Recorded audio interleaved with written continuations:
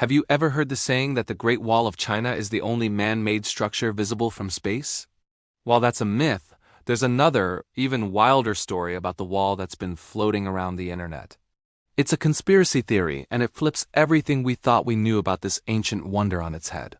The standard history tells us that various Chinese dynasties built the Great Wall over centuries to protect their empire from nomadic invaders from the north.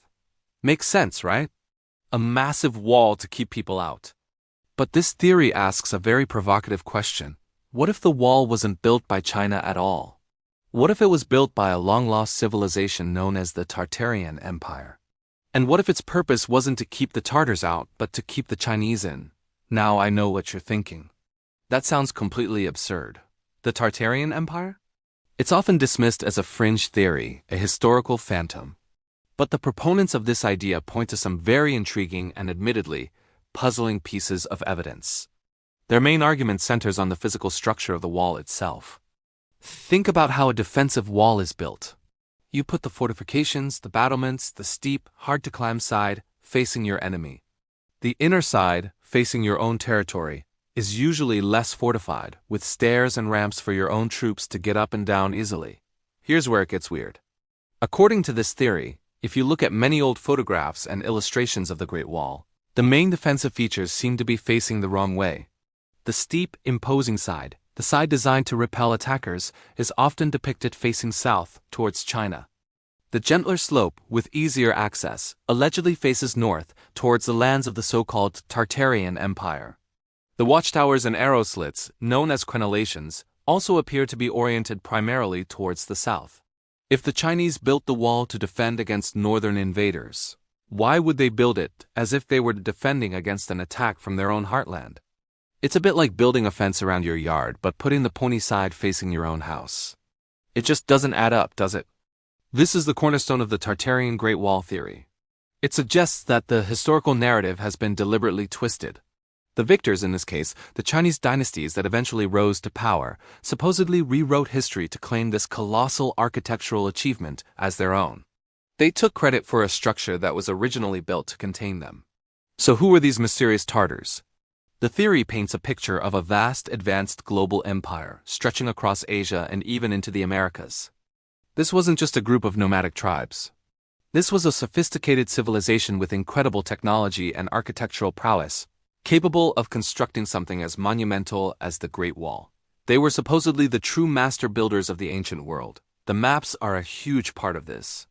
Proponents point to old world maps, pre-19th century, that show a massive territory north of China labeled Tartary, or Grand Tartary. This wasn't just a small region. It was an enormous empire that dwarfed China.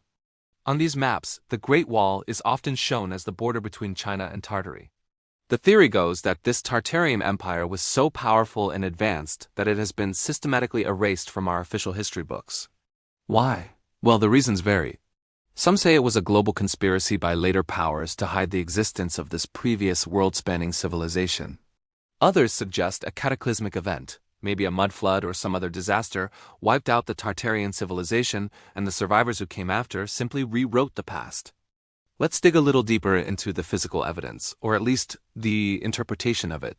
Take a look at some of the earliest photographs of the Great Wall, from the late 19th and early 20th centuries. You can find them online.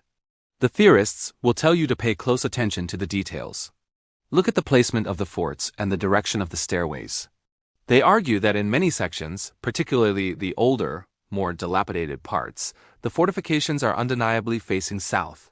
They claim that the heavily restored sections, the ones most tourists visit today like Badaling, have been deliberately rebuilt to fit the official narrative to make it look like the defenses face north. It's a classic conspiracy trope. The evidence was there, but it's been tampered with to hide the truth. They also point to the style of architecture. The intricate brickwork, the advanced construction techniques. They argue this was beyond the capability of the Chinese dynasties of the time. Instead, they say it matches the supposed architectural style of the lost Tartarian Empire, a style they claim can be found in old buildings all over the world, from Europe to North America. These buildings, often characterized by grand columns, domes, and arches, are presented as remnants of this forgotten global culture. So let's put on our critical thinking caps for a moment. As fascinating as this all sounds, we have to look at what mainstream historians and archaeologists have to say. The overwhelming consensus, supported by mountains of textual and archaeological evidence, is that the Great Wall was indeed built by various Chinese dynasties. The construction wasn't one single project, but a series of walls built over centuries.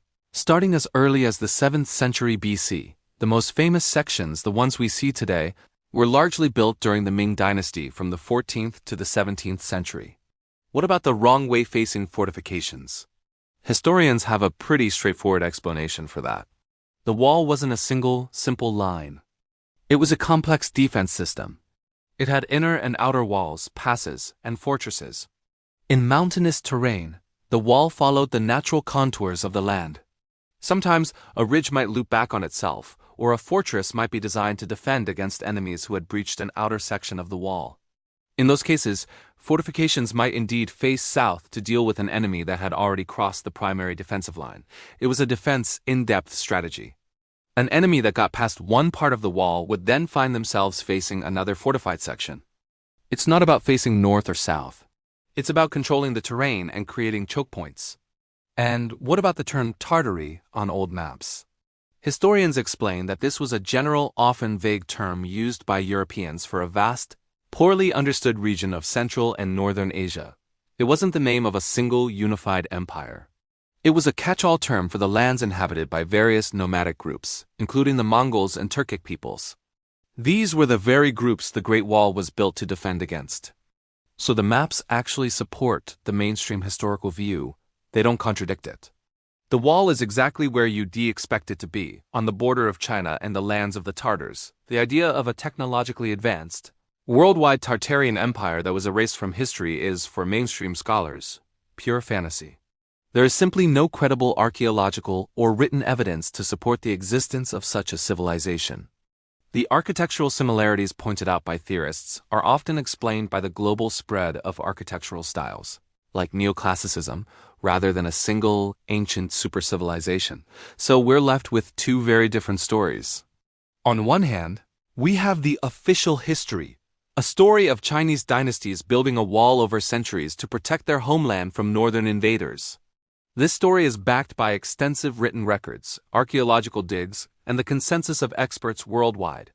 On the other hand, we have a tantalizing conspiracy theory, a story of a lost global empire, a monumental cover-up, and a world-famous landmark whose true purpose has been hidden from us. This story is built on interpreting old maps and photos in a particular way and questioning the official narrative. Ultimately, it's up to you to decide what to believe. Is the Great Wall of China a testament to Chinese ingenuity and perseverance? Or is it a silent, stone monument to a lost empire, its true story waiting to be rediscovered? It forces us to ask how we know what we know about the past, and who gets to write the history that we all learn. The idea that something so famous, so iconic, could have a completely different story is what makes this theory so compelling, whether you believe it or not. It's a reminder that sometimes the biggest walls aren't made of stone and brick, but are the walls in our own understanding of history. What do you think?